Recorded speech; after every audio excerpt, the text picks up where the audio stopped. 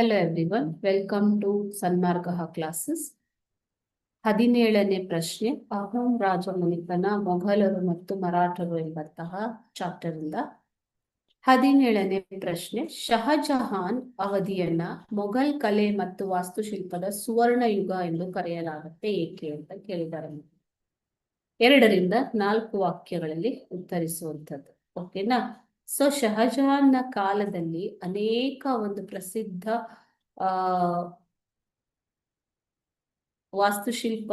ವಾಸ್ತುಶಿಲ್ಪಕ್ಕೆ ಅನೇಕ ಕೊಡುಗೆಗಳನ್ನ ಶಹಜಹಾನ್ ನೀಡಿದ್ರು. ಓಕೆನಾ? ಸೊ ಆತನ ಕಾಲದಲ್ಲಿ ನಿರ್ಮಾಣವಾದಂತಹ ಬೆಲೆ ಬಾಳುವ ಮಾಣಿಕ್ಯ ಲೇಪಿತ ಮಯೂರ ಸಿಂಹಾಸನವನ್ನ ನಿರ್ಮಾಣ ಮಾಡ್ತಾರೆ. ಶಹಜಹಾನ್ ತನ್ನ ಪ್ರೀತಿಯ ಪತ್ನಿ ಮುಮ್ತಾಜ್ಗಾಗಿ ಆಗ್ರಾದಲ್ಲಿ ಪ್ರಸಿದ್ಧ ತಾಜ್ ಮಹಲ್ ಅನ್ನು ಕೂಡ ನಿರ್ಮಾಣ ಮಾಡ್ತಾರೆ. ಅದೇ ರೀತಿ ದೆಹಲಿಯಲ್ಲಿನ ಕೆಂಪು ಕೋಟೆ, ಅದರಲ್ಲಿರುವ ಕಟ್ಟಡಗಳು ಶಹಜಹಾನ್ ಅವರ ಕೊಡುಗೆಗಳಾಗಿವೆ. ಓಕೆ, ಆದ್ದರಿಂದ ಶಹಜಹಾನ್ನ ಅವಧಿಯನ್ನ ಮೊಘಲ್ ಕಲೆ ಮತ್ತು ವಾಸ್ತುಶಿಲ್ಪದ ಸುವರ್ಣ ಯುಗ ಎಂದು ಕರೆಯಲಾಗುತ್ತೆ. ಓಕೆ, ಸೊ ಶಹಜಹಾನ್ ಮೊಘಲರ ಒಬ್ಬ ಪ್ರಸಿದ್ಧ ರಾಜ.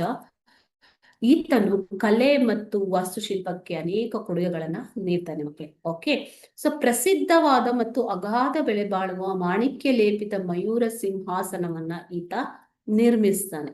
ಇದರ ಜೊತೆಗೆ ತನ್ನ ಪ್ರೀತಿಯ ಪತ್ನಿ ಮುಮ್ತಾಜ್ ನೆನಪಿಗಾಗಿ ಆಗ್ರಾದಲ್ಲಿ ಪ್ರಸಿದ್ಧ ತಾಜ್ ಮಹಲ್ ಅನ್ನು ಕೂಡ ಶಹಜಹಾನ್ ನಿರ್ಮಾಣ ಮಾಡ್ತಾನೆ. ಓಕೆ, ಕೆಂಪು ಕೋಟೆ ಹಾಗೂ ಅದರಲ್ಲಿರುವ ಕಟ್ಟಡಗಳು ಶಹಜಹಾನ್ನ ಅದ್ಭುತ ಕೊಡುಗೆಗಳಾಗಿವೆ. ಹೀಗಾಗಿ ಇವನ ಅವಧಿಯನ್ನ ಏನಂತ ಕರೀತಾರೆ? ಮುಘಲ್ ಕಲೆ ಮತ್ತು ವಾಸ್ತುಶಿಲ್ಪದ ಸುವರ್ಣ ಯುಗ ಕರೆಯಲಾಗುತ್ತೆ. Thank you.